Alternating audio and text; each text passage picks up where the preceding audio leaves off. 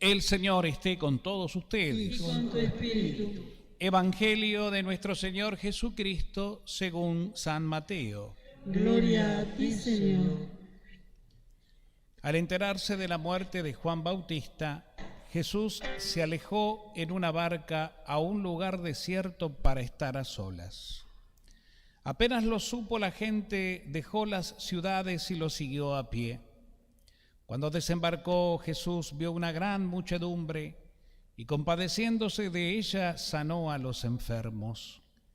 Al atardecer, los discípulos se acercaron y le dijeron: «Este es un lugar desierto y ya se hace tarde.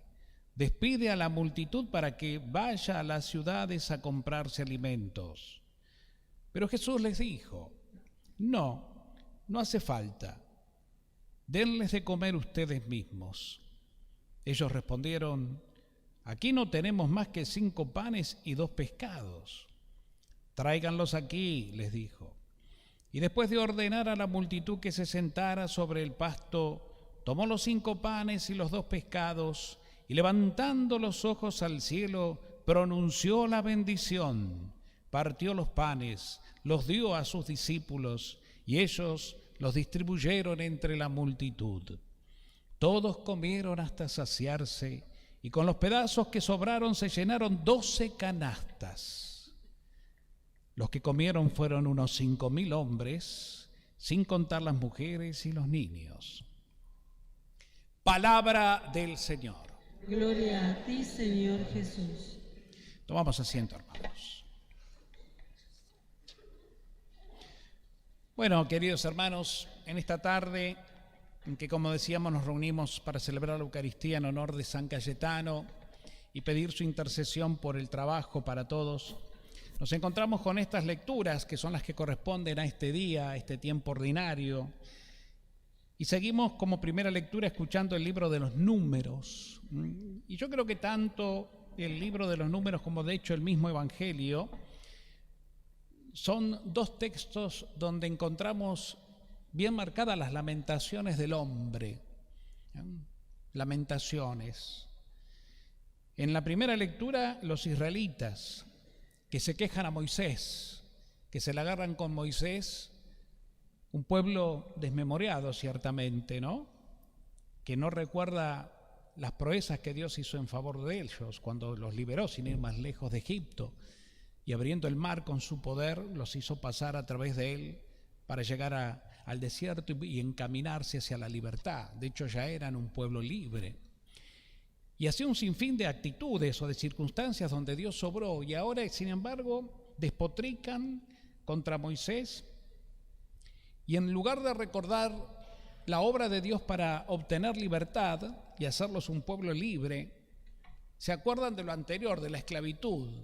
Estábamos esclavos, no teníamos libertad, no teníamos identidad, vivíamos al servicio del faraón y de su gente, nos maltrataban, nos basureaban, nos mataban, pero teníamos comida, esa comida rica que nos daban, ¿no? Un poco de carne, cebollas, hortalizas, no nos faltaba la comida.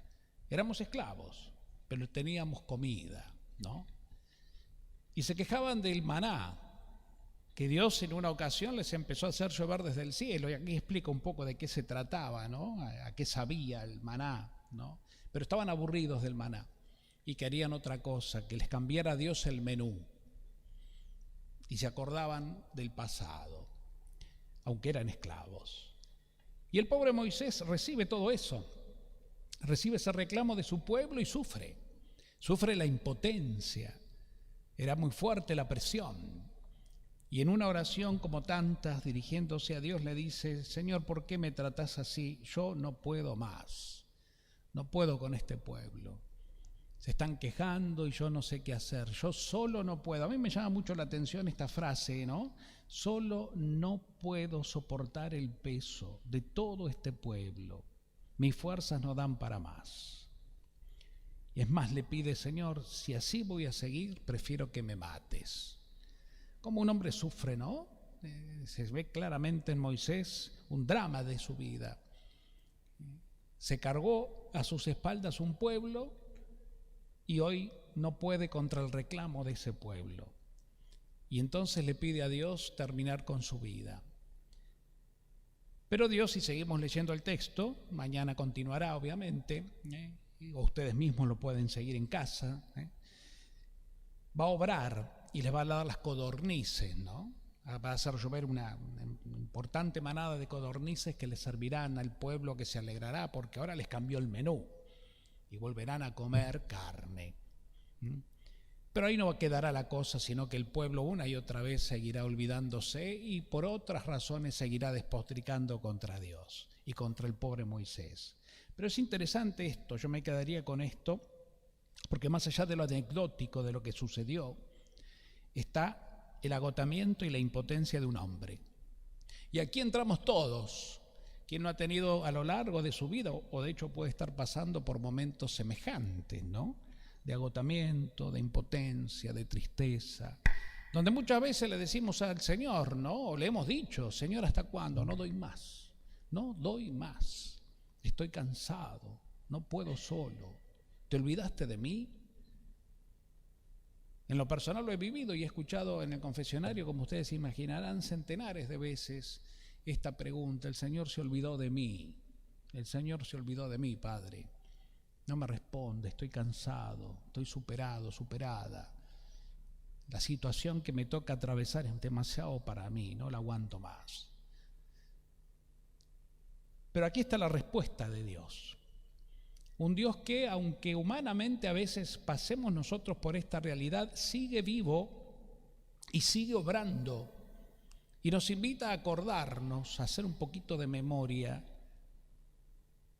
para volver un poco en el recuerdo de aquellos momentos donde hemos experimentado concretamente muchas bendiciones. ¿Quién no ha sido bendecido? Porque mal la podemos haber pasado, sin duda, pero también hemos pasado bien.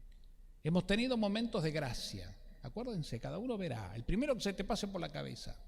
Momentos de gracia, de bendición, de luz, donde te sentiste feliz, donde quisiste que ese momento o esa realidad, esa circunstancia no terminara más, ¿no? Un sueño cumplido, un hijo nacido, un objetivo alcanzado, una realidad familiar o brillante que sucedió, que nos pudo dar gozo.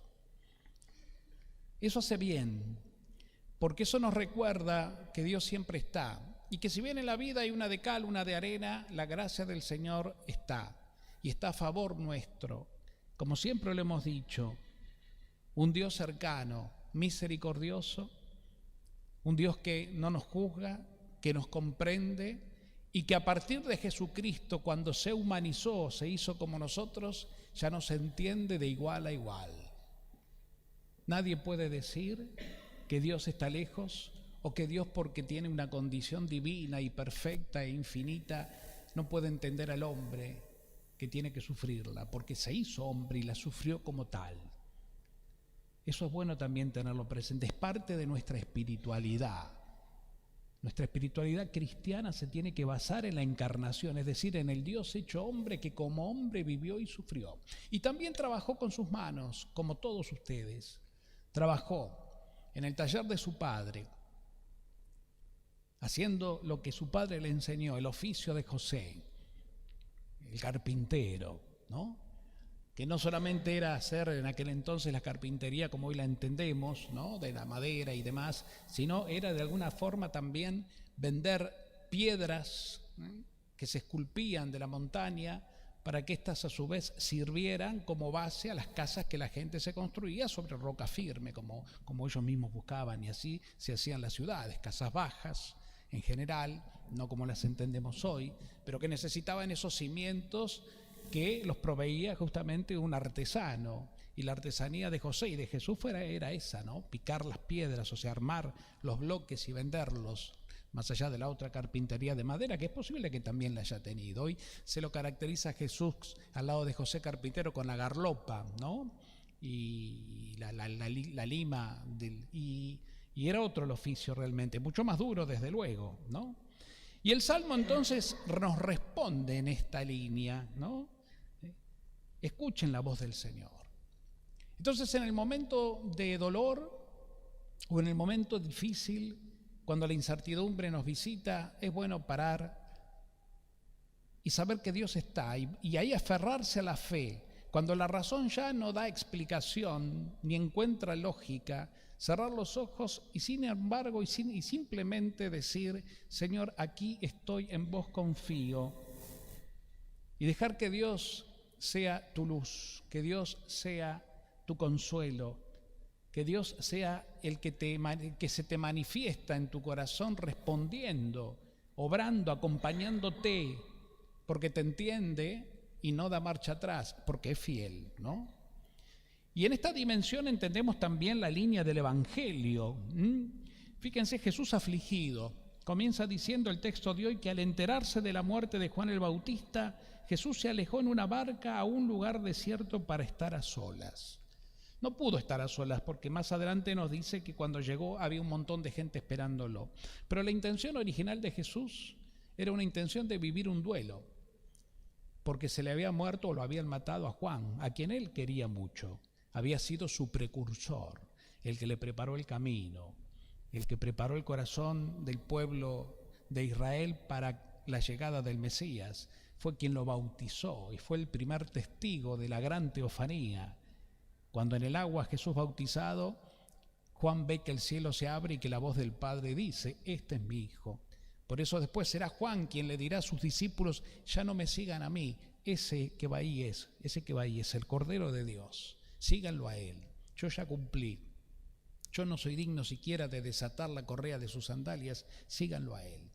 Y el mismo Jesús va a hablar después muy bien de Juan, cuando dirá: no hay hombre más grande sobre la tierra que Juan el Bautista, por la nobleza, por la fidelidad, por la fe que tenía, por el amor a Dios que siempre desde muy chiquito proclamó, y por la vocación que asumió, que le costó la vida, tras los celos de una mujer, Herodías, que pidió la cabeza por medio de su hija Herodes, y así fue el martirio de Juan. Y Jesús estaba dolido, y Jesús estaba triste.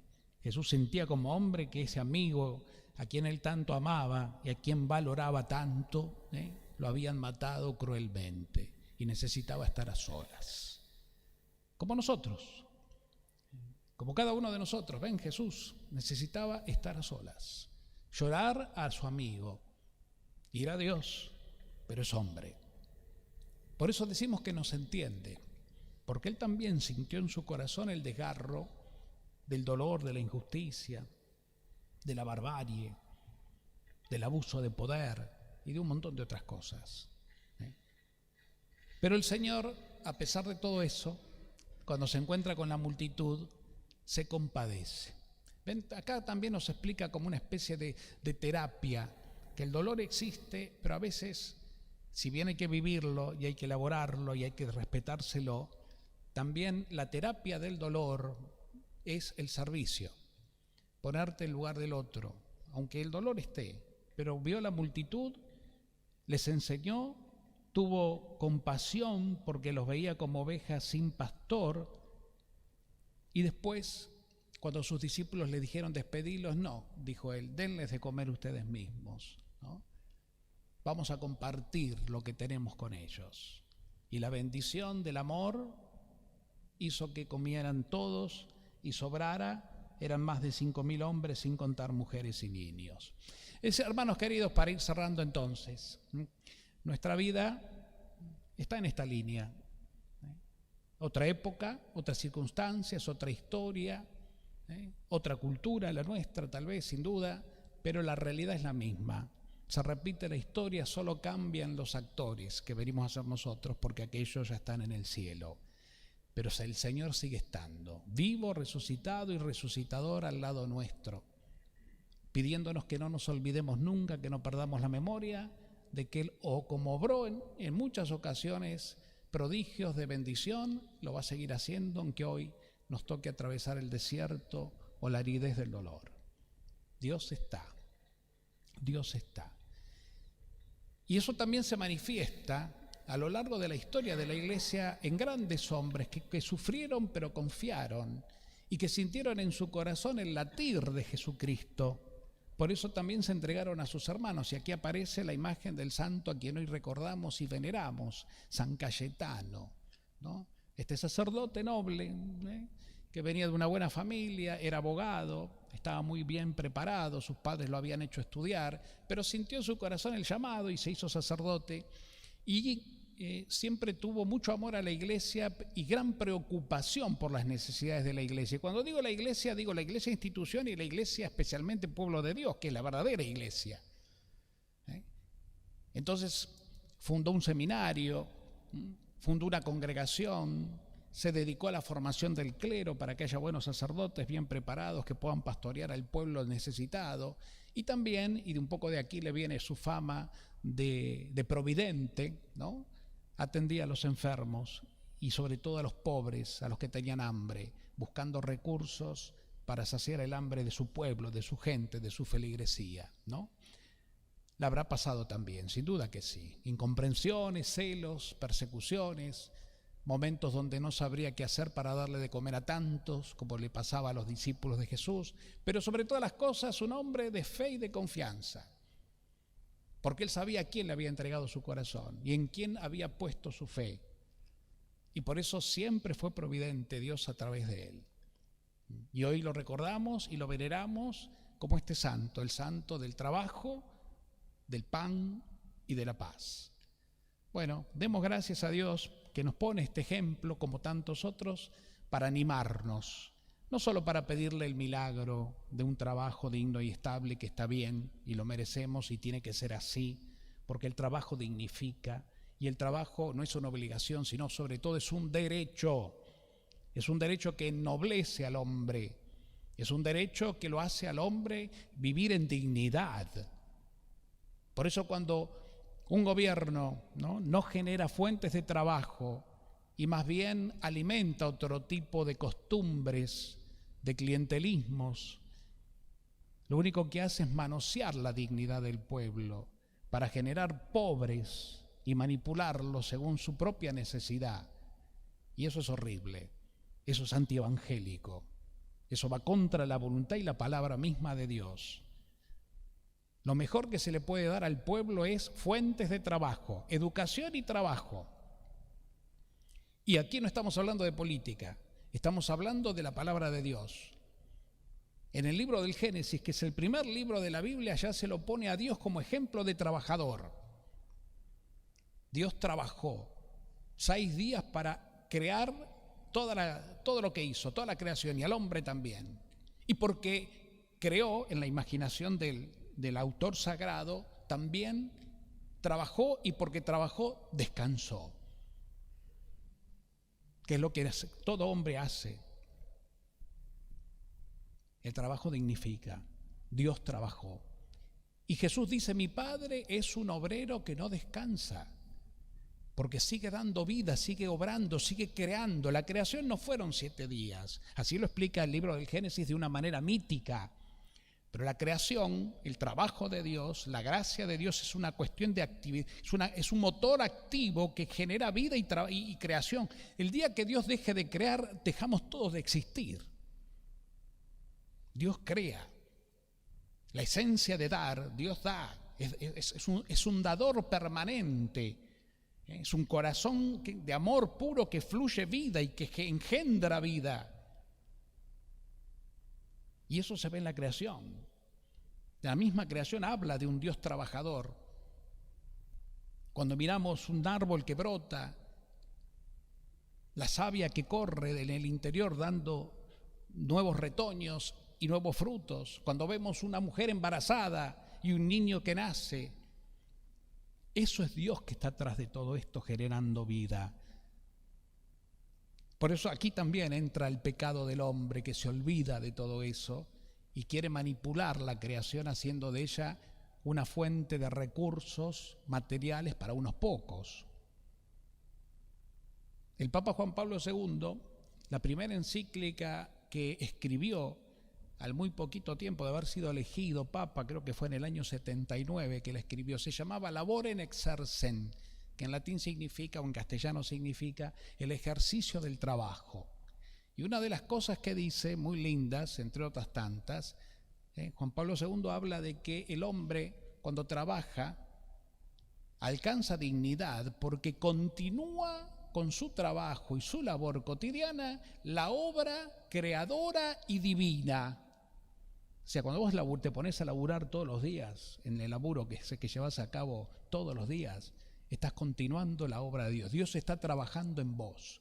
Eso que una vez hizo Él solito, cuando nada existía, hoy lo continúas vos, con tu trabajo, para lo cual te dio las manos, la inteligencia, la voluntad y un montón de dones y carismas y gracias que te permiten continuar lo que viene de Dios.